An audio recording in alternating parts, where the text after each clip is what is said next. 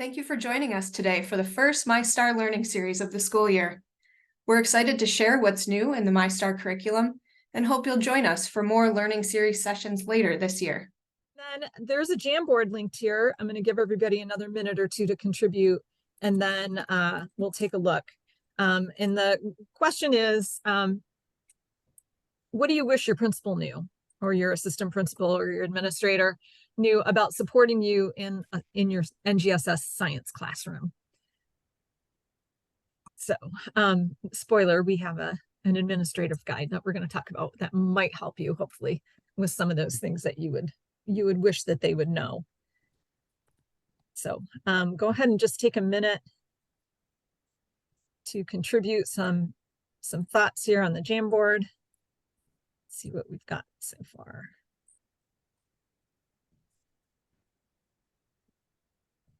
New principal, been out of the game for 8 years, doesn't know what NGSS is. Yeah, there's so much staff turnover, not only teachers, but administrators. And so odds are, you may have an administrator who is new to their job, or new to the district, or new to, thinking about science. Pulling kids out of science. Yeah. Yeah. I used to figure I got interrupted about once a week. I could teach for about 4 days a week, and then I always had at least 1 day a week when I got interrupted for something. How to assess what's happening, right? They're going to come in and do evaluations so they even know what they're looking for. And not faulting administrators. Their lives are crazy busy. When I was teaching, we used to say, yeah, the office is on fire, like almost every day. There's some kind of crisis. And so the opportunity to sit back and think carefully and thoughtfully and reflect on what does good science instruction look like, and what do the teachers need for support, that opportunity they may not ever get around to having that kind of luxury of time. And so we're going to suggest that maybe we are proactive a little bit about that. I found that if you kind of planned it for them and presented stuff to them, then sometimes it actually happened. So how much extra time and effort goes into an NGSX classroom? Absolutely.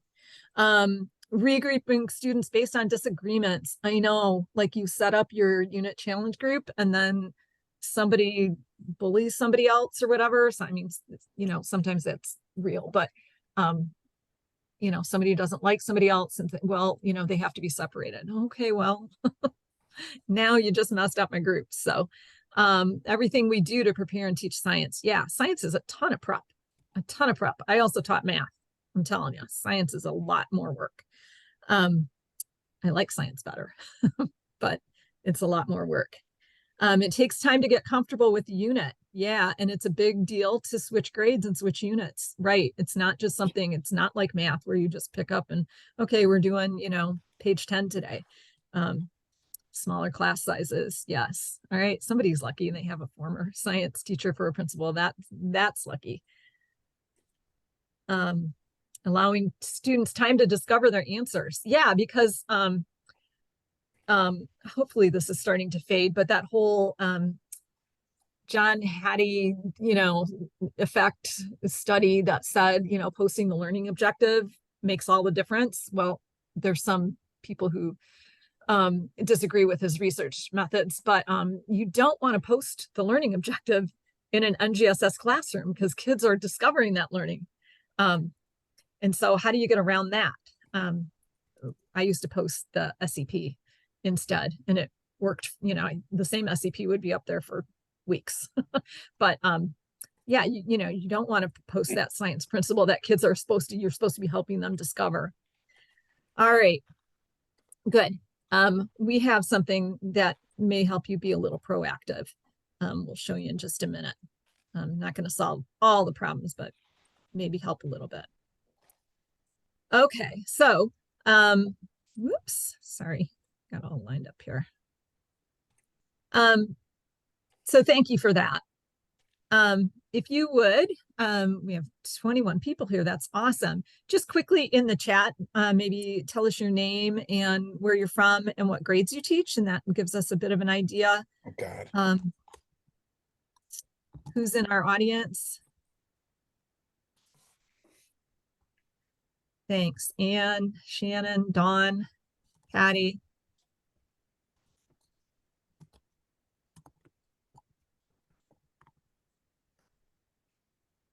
And while you're introducing yourself, Tamara, Anne, awesome. Emily, and Carrie. Hi, Carrie and John, Peggy, John, awesome. We're going to talk today about our updated scope and sequence and our admin guidance document, and how they can kind of go together, especially if your administrator doesn't quite understand why you're not teaching 6 or 7 units. And then we have some new off-the-shelf modeling lessons that you may want to use, one or both of them, to start your school year. And so we want to explain why we used to have one. We split them into 2 different ones. We have our enhanced units. We have 6 new ones that were just put on the portal on August 1st. And the resources that go with them, there's some good stuff in there that we want you to be aware of. And then we have just kind of a handful of other teacher supports coming up that we'd like you to know about. And then we'd like to hopefully have about maybe 20 minutes or so at the end to set up some breakout rooms and let you go from room to room and talk to other people about the same topic, or talk to one of the MyStar staff. So that's the plan for today. And so, and I introduced us already, but I'm Chris, and Lindsay and Steph are here with us. So thanks for introducing yourselves, everyone. I'm going to go ahead and start talking about our updated guidance document. And so we started publishing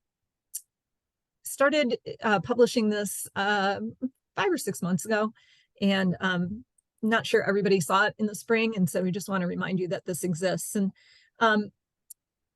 sometimes teachers, I do training for the PLFs and then training for the phase 1, the new teachers. And quite often they're concerned about, I can't teach everything. We can't even teach everything in 3 years in middle school. What are kids missing? How do we make good decisions? What happens if they miss something that ends up on step, and all that kind of concern? And, your lives are busy enough, and there's enough anxiety. I really would like to not have this be a point of anxiety. And so we've collected from various sources a number of curriculum experts who continue to say over and over again, you're not going to get to everything, and it's okay. So Marzano, everybody's favorite Marzano, and these sources are linked. So if you're interested, when did he say that? You can click on the link. But Marzano just says the math doesn't work. You can't teach it all. It would take 10 extra years of school to teach all the standards and all the subjects. McTeague and Wiggins say, you know what, students need processing time. We need to slow down. Otherwise, we're wasting their time. If you rush through things, you don't learn it, or they don't learn it. You get frustrated. We need to slow down. NSTA's NGSS expert, Ted Willard. Actually, I was texting him in an NSTA text conversation a couple years ago. And I said, what are you guys doing about this 59 PEs in middle school? Because nobody can teach them all. And he's like, you know what? You can't teach them all. And we need to stop worrying about it because nobody can do it. So, slow down and focus on the SEPs and the CCCs and don't worry about it. And then just recently, the National Academy of Science, Engineering, and Mathematics, which is the group that started the whole idea of doing NGSS 10 years ago, they published a 10-year kind of retrospective, where are we at now? Where are we going next? And in that document, they admit that we tried to cut it down. We tried to make it depth over breadth, and we still have people who are upset that their little piece of favorite science isn't in there. And we also know that teachers still aren't able to teach it all. And that's one of the challenges that they acknowledge. So all those people are going, you know what, I probably can't teach 59 PEs in a year. You're probably not going to be able to do it either. And so we restructured our unit progression matrix so that it didn't look like a calendar that, where you were supposed to get through 6 or 7 units in a year. we restructured it to look more like a menu, because really that's how you're going to use the units. And we have some recommendations of some core units that are going to be good for kids, and especially good in terms of making sure they get the SCPs and the CCCs, a variety of them. Remember, there's 8 SCPs and 7 CCCs, and so that's manageable, right? You can do those, hit those multiple times over 3 years. And you're just going to use different contexts, different content contexts. So these are our recommendations. You do not have to necessarily follow these recommendations, but if you're looking for a place to start, we suggest some core units, and then pick another unit. I think it's a great idea to look at your district K-12. And for example, if your 5th grade is doing a big unit on ecosystems, then maybe you don't pick the ecosystems unit in 6th grade. Maybe you pick something else. And if you're 9th grade, we had a 9th grade, really strong 9th grade earth science program in my district. And so we did not do some of the earth science units in 8th grade that we maybe would have, because we knew kids were going to see it again in 9th grade. So sometimes looking at that, K-12 in terms of DCIs helps. But if you are trying to make those decisions, we have a detailed guidance doc that has slides, a slide for each grade level, and it'll give you some more kind of background to help you think about what choices you want to make. And, we're always available too if you need, you have some questions, you want to bounce some ideas off of us. The curriculum team knows those units inside and out, and they can maybe help you out if you're stuck or you have some questions. And that leads us to this guide for administrators, because we want to make sure that administrators understand that nobody can teach 59 PEs in 3 years. So that's probably not going to happen. And we want administrators to know that NGSS is different, if they aren't aware of that, that it takes more time, and that you need time to prep, and you need time for professional learning to figure out how to do all this stuff. And so this is something that we published just a couple months ago. It's a PDF, and it looks like this, and it's designed to be short and sweet. You can print it or attach it to an email or whatever. But especially if you're a teacher leader, a department chair, a PLF, a teacher leader in your district, it might be a good idea for you to, maybe set an appointment, carve out a little time to go over this with your administrator. So we've got a page on the next generation science standards and how they are kind of a paradigm shift in how science is presented. And we use this nice table from Next Gen.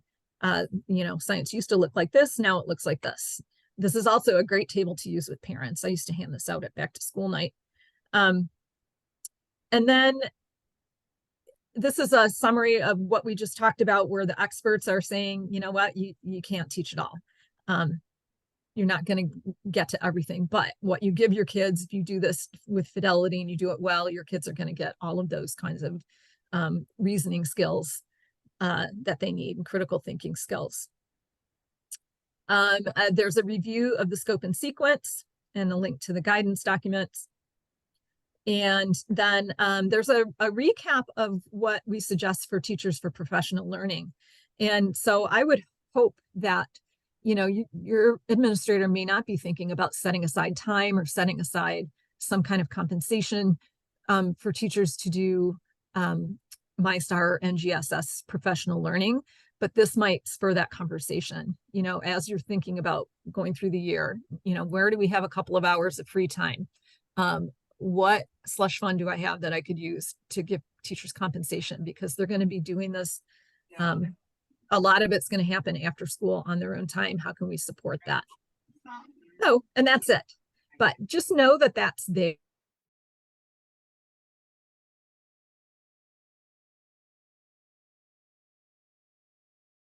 Sorry, Chris, you're muted. Sorry about that. I must have clicked something accidentally. Anyway, that's there for you to, maybe start a conversation. And if you have a large department, maybe just, one person or a couple people go in and meet with the administrator, but this is a win-win kind of thing. You know, they know what you need, you know that they know what you need. Maybe you get some of the things you need, right? So be proactive, because the office is probably on fire most days, and they're not taking the time probably to think deeply about you. Not that they don't love you, but they just, you know, don't have time. So use that as a tool.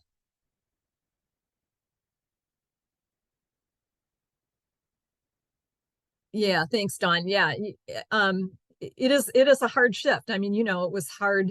It was a hard shift for us old teachers to figure that out. And it takes time and repeated exposure. So maybe your administrator thinks they know a lot about science, but they haven't really thought about it lately. You know, maybe this is kind of a helpful way to start that conversation. All right, shifting gears. Lindsay, correct? Yes. Sorry, I was trying to find my mute button. Hi, everyone. I'm Lindsay Watch. I work on the curriculum development team, and I'm here to share some new off-the-shelf modeling lessons that we just rolled out. And so you may, if you're returning MyStar teachers, you may remember we had the one system and system models lesson on the portal before. Now we have models lesson A and models lesson B.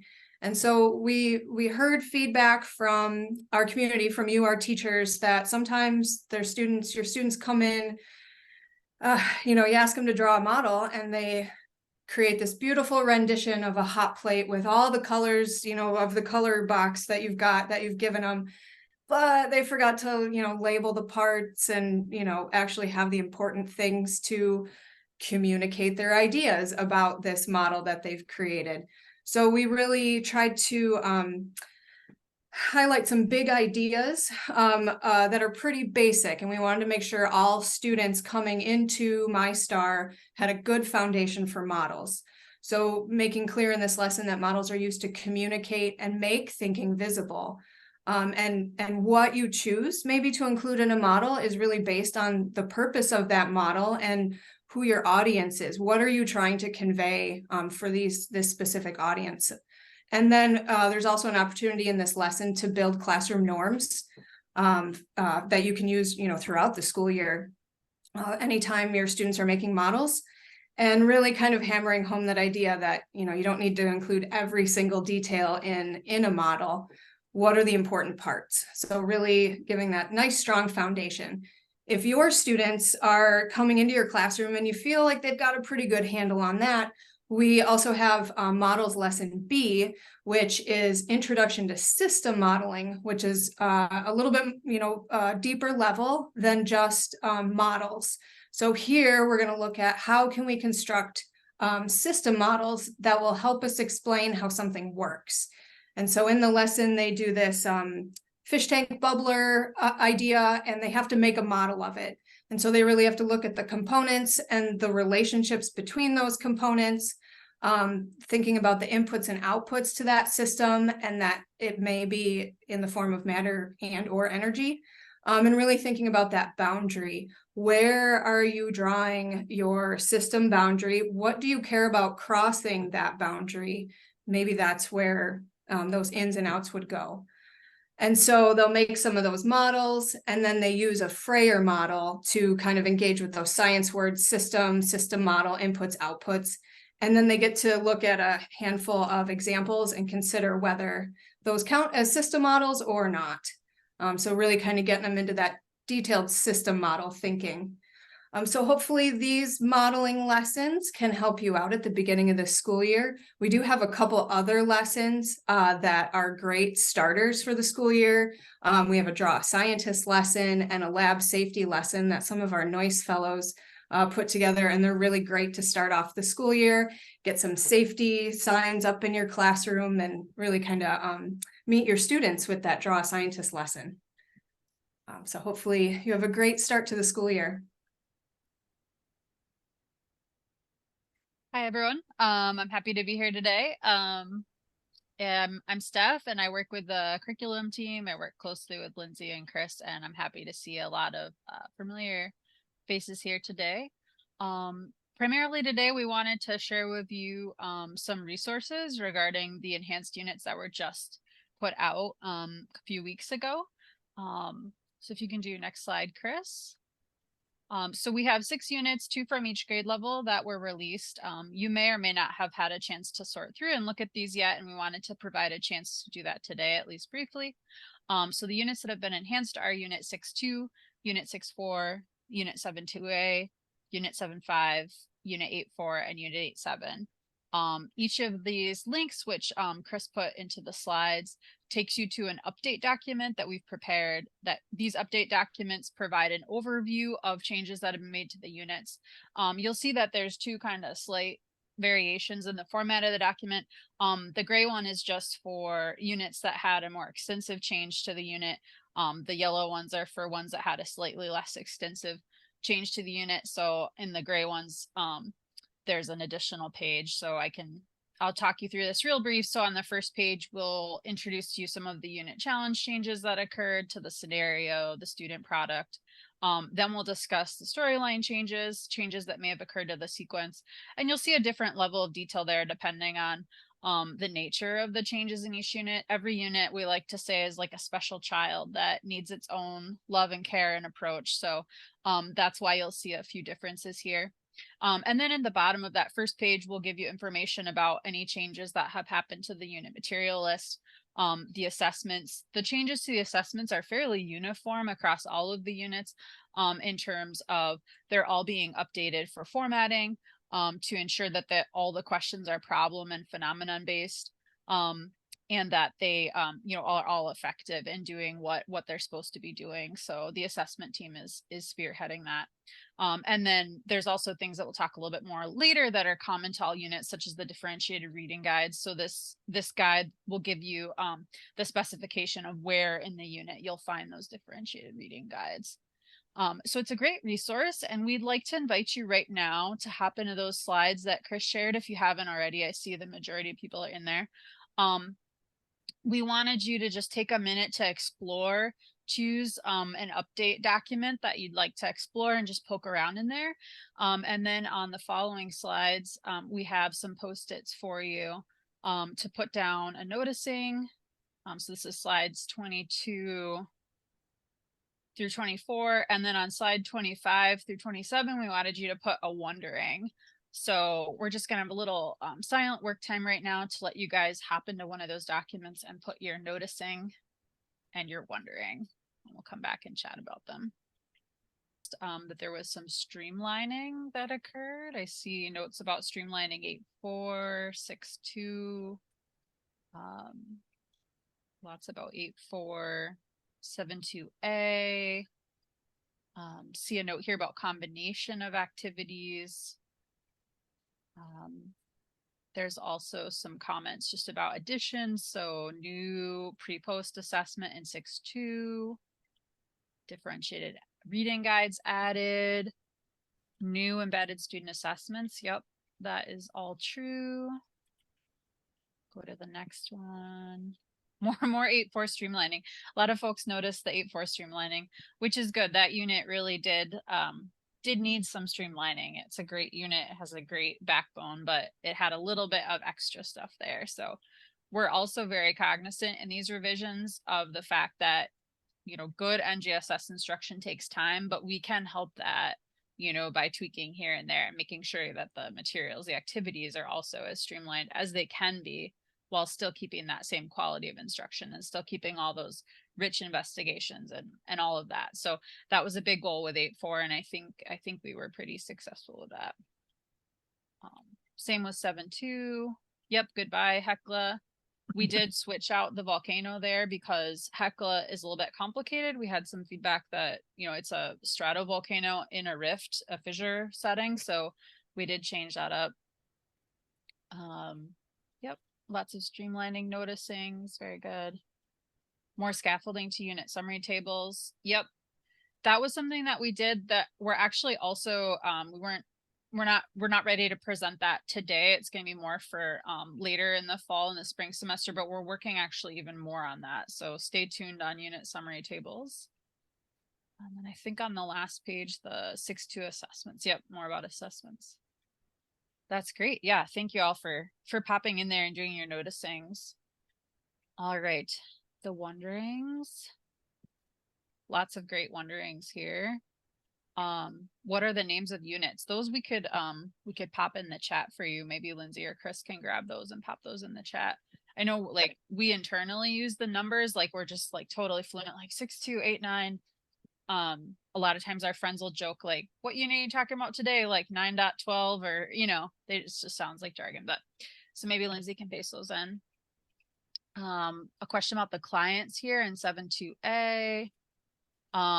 We did keep the majority of the clients. I think something too, this kind of relates to this is a really important wondering how many of the Google Docs or things that you've prepared will need to change. That is something that really varies, but one thing that's important to us is that if you think that something in the archived unit worked really well for you or your students, we want you to keep doing that. We really do. We don't want to take away material that makes sense or that's worked for you or your students. That's why we've maintained the archived units for your access. We just have, what we're doing is, updating the units so that that's a resource that's available to you. And it's also a resource that, new districts coming in will have the new units. We're also doing some of the revisions with the view to both audiences. So we want to make sure that you all have a better resource available, a more streamlined resource that has, some of the bells and whistles. But if there are things that work for you in the old unit, or if you've prepped the archived unit, we want you to be able to keep using that if you want.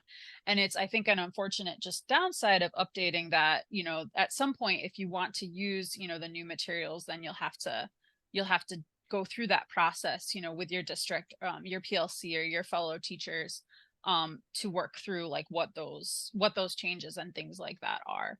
Some units, it's like completely different. So it's a whole new unit to prep. Other units, where the unit challenge made a lot of sense and it just needed streamlining, like 8.4 is a great example of that. It's really just some small tweaks and streamlines to keep it shorter and to make sure that it takes less time while still focusing on the good stuff. So that really is going to vary by unit, and it's just something that, once you're ready to dive into the new unit, I think that's something to think about is just, hopefully you have the ability to work with your district so that no one's pushed to teach the new unit like in a very short amount of time. Hopefully you have all the time that you need to prep and all the time that you need to work through the new unit. So that's something that we really want to support you on. So if that's a conversation that Chris or others can help with, then we're very prepared to do that. So did you want to add something, Chris? No, I'm agreeing, if there's Okay. anything we can do to help. Absolutely. Absolutely. Okay, some wonderings about how the assessments will work with the new model. I'm curious about that one. I wonder if the person who had that maybe could say a little bit more or put a little bit more in the chat. Which model you're thinking of? That's an interesting one. If you'd like to ask us a little bit more about that.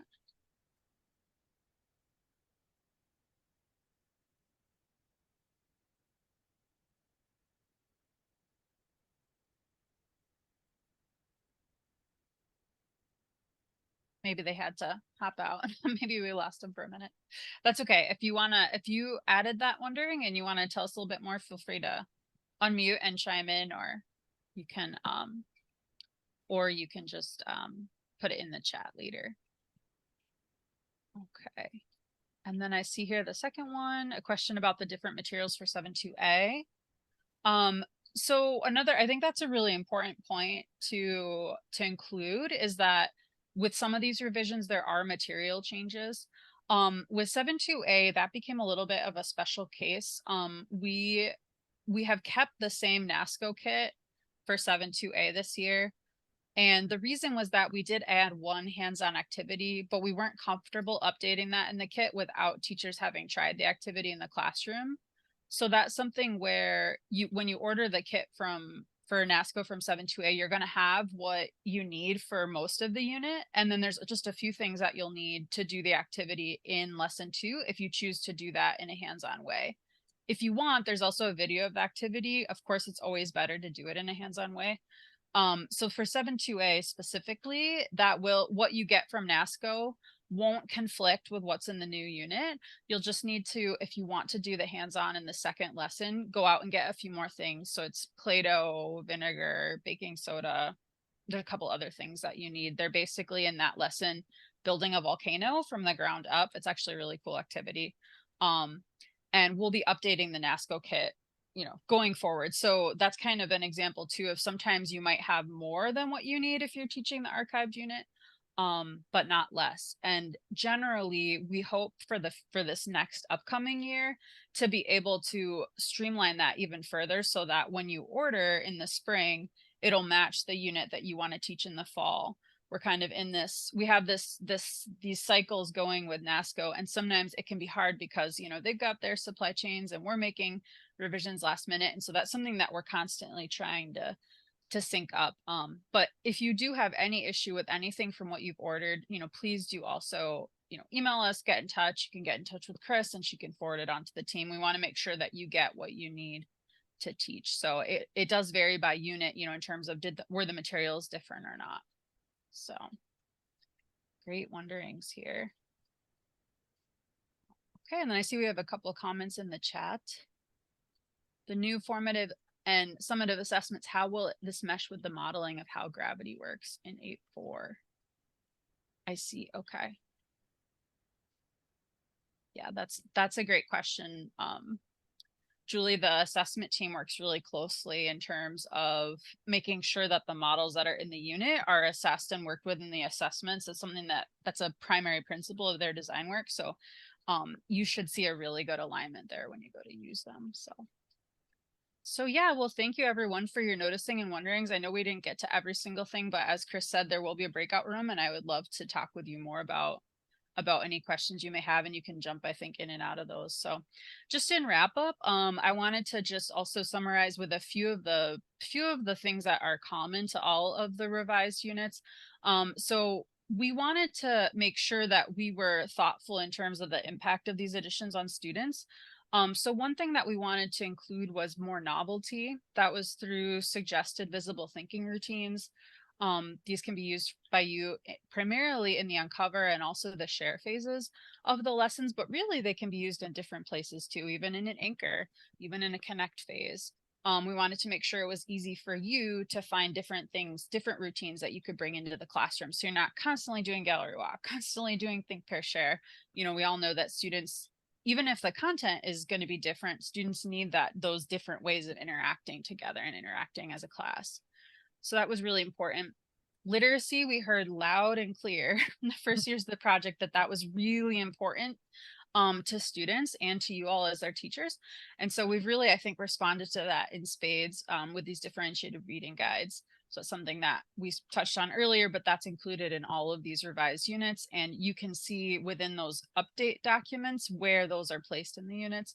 We also are going to be working pretty soon to get those listed on the homepage with the subplan reading resources, so that you'll really easily be able to click on the homepage and see, oh, where are those, you know, because these are also great, you know, as a subplan resource or as homework, you know, they're very flexible. So we're also going to pull those on the landing page. Those should be done within the next 2-3 weeks. Lindsay and I actually are meeting to work on that together. A third thing that we were really conscious of in the revisions was the coherence aspect in terms of students actually understanding why we're studying what we're studying. That's a really powerful innovation of NGSS and something that we wanted to be attentive to. And so that's why we've added those navigation routines at the end of the unit to incorporate that piece, and also hopefully make it easier for you as a teacher to incorporate those, because we know that, you know, standing in front of a class and saying, okay, hey guys, what do you want to do next? It doesn't really work, because then, you know, you can't just put it out to the class right that. So we've thought through in great detail how to work with these and how to incorporate ones that are going to work for you in the classroom.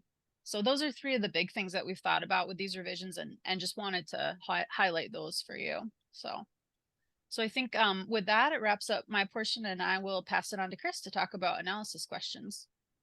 Thanks. So one of the other things that you'll find, resources that you'll find in the enhanced units, are these analysis questions and reteach activities. And analysis questions is kind of a name that came from the NGSS framework, and I'm not sure it describes exactly what they are. And so I wanted to take a little time and have you take a look at what they are.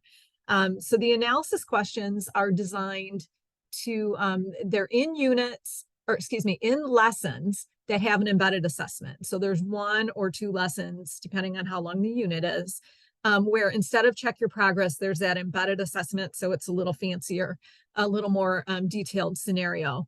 And the analysis questions are in the at the end of the share, and they're really kind of, they mimic the embedded assessment with a little more scaffolding and support, and they're kind of a practice opportunity for kids. It lets you kind of take the temperature of the room. You know, are they getting this? Are they ready to take this embedded assessment? Are they all ready? Maybe some of them are ready and some of them aren't.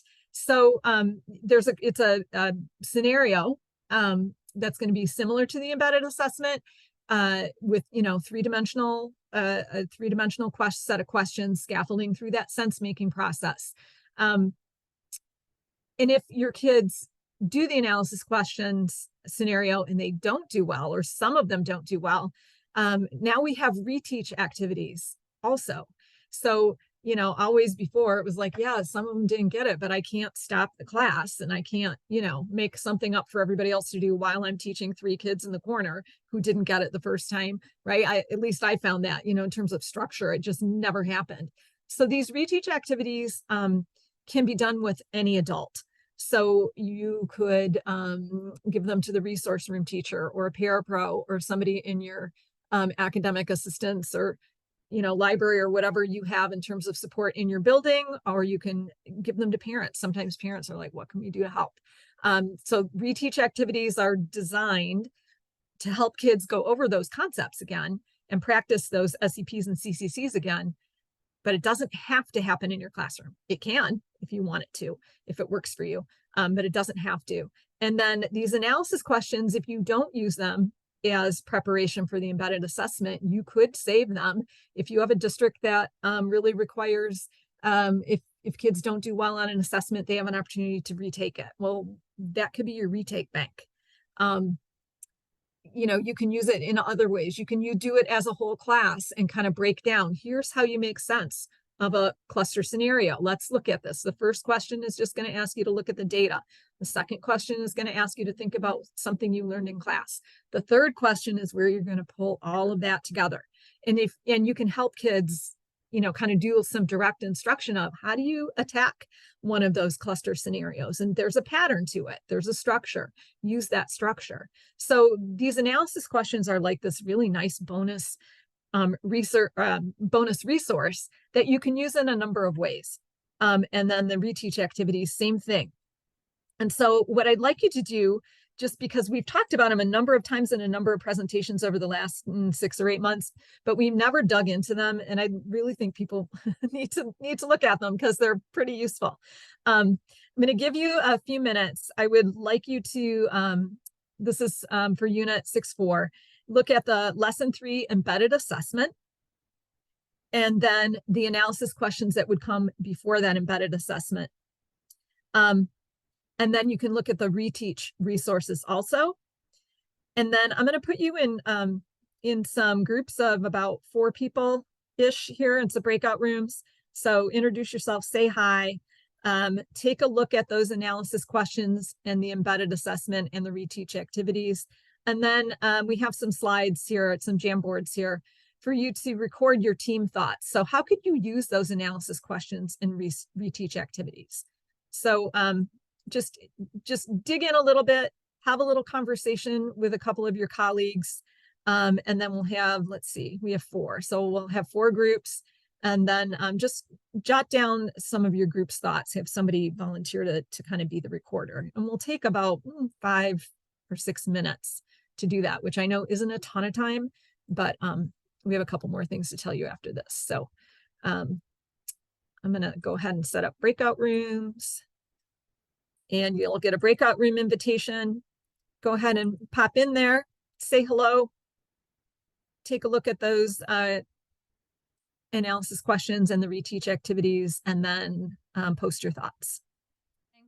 All right, thanks everybody. I know that wasn't nearly enough time for you to really dig into those. we just really wanted you to know that they're there and kind of know what they look like. And, you know, keep it in mind that that might be a resource that you'd like to use. And we're going to do the breakout rooms at the end of the session. So if you have some more thoughts and questions about those analysis questions, you know, you can join the breakout room where we'll talk a little more about those. So hopefully you found those useful. I think they're a cool resource. We have just a few more things. I'm going to kind of zip through these so we have some time to talk in the breakout rooms about the things that you want to talk about. So you may have heard about our generator options. If you teach Unit 7.1 and you know that it's hard, the original generators were sometimes hard to build and they're kind of finicky. The fidget spinners, sometimes it's hard to get the materials, and the coils, you know, and they're a little finicky. And so, and we've known that for years. And so we did some research over the summer, actually starting last spring, and we found a couple of options that are available from Amazon, and also NASCO now are making them available. And so thinking about how that might work in your classroom, maybe you already have some fidget spinners or some of the really older generators, but you don't have a class set or whatever. We rewrote lesson 2 as an alternative lesson. So if you're teaching 7.1 and you have fidget spinner generators and you're happy with them, you don't have to change a thing. But if you would like to try some of these different generators, we have an alternative version of lesson 2 where instead of the kids just using fidget spinner generators, you can set up stations. So you can have one of each of these Amazon generators that kids can rotate through, plus whatever generator you have from before. And if you don't have the exact right combination that you want, we have videos of each of these different kinds of generators. And so this alternative lesson plan is linked on page or on slide 33. And it's also linked, if you click on lesson 2 in Unit 7.1, you'll see the link to it also. And so they're relatively inexpensive. We did a little piloting. The teachers and students actually preferred this smaller one on the top. But I have my own generator, like this quark generator on the bottom, and I kind of thought it would work well with kids too. So just be aware that if you've been struggling with generators and you would like to just, you know, click and order something from either NASCO is cheaper because they got a bulk discount, but Amazon will come quicker. If you want to replace some of your generators with some pre-made generators, and then fill in with videos of the ones you don't have, you can do that in stations in lesson 2. Lindsay was going to talk about Unit 7.5. Yeah, so if you are teaching 7.5 this fall, or maybe you have a colleague that is doing so, we are having a help session this Thursday from 4 to 5 to help you dissect your water quality report and really make the unit place-based. You can run the unit with the unit challenge based off of the Lansing water quality report, but it really kind of adds that extra layer if you can use your own information and brings that ownership for your students. So you can register through the link or on the teacher dashboard, and that's this Thursday. So please share the word. And All then right. Oh, sorry. Go ahead, Lindsay. Oh, no worries. We have some new career connection lessons that came out with our enhanced units. And so each of those new units that we were looking at earlier has a specific CCE, career connection extension lesson plan. And then some of our Noise Fellows put together this amazing career resources website, and there's a page for every single unit in the entire MyStar curriculum. There's also like a general homepage, so there's tons of career resources available, and those are all linked on each unit's main portal page. And also some of the links are there. And then just a few other useful things before breakout rooms. You can download a summary of your professional learning. You can find it there on your little phase 1, 2, 3 box. Kendall Hunt has student and teacher workbooks available for order for all of our enhanced units. They go with the new content. So please contact Sarah Zenner. Her email is there if you would like to place an order or have more questions. If you have a back to school night coming up, we have a proactive parent communication toolkit document that can be really helpful to kind of front load some of the expectations of a MyStar curriculum and how to set everybody up for success for the school year. And we have a bonus subfolder or substitute lesson plan. It's kind of a generic one that you can just like, it's an emergency, like, oh gosh, I don't have anything else and I just need a thing. And I think it's about how bees communicate. It looks like kind of a neat topic. So as an emergency lesson plan, we've got something for you there as well. And so I think we're going to open up breakout rooms. So if there's questions about any of the content that we've talked about today, we have 3 different rooms that you will be able to kind of move freely around. And so you get to, it's kind of a choose your own adventure. If you have questions about the off-the-shelf lessons or some of the other resources like workbooks or parent resources, I'll be in room 1. Room 2 is really more questions about the enhanced units. Steph will be there answering questions about changes or, some of those resources we highlighted. And then Chris will be in room 3 if you have questions about the scope and sequence guidance documents or that admin guide and how to, work with your administration. All right. We have 4 minutes left, guys. So I'm going to wrap this up.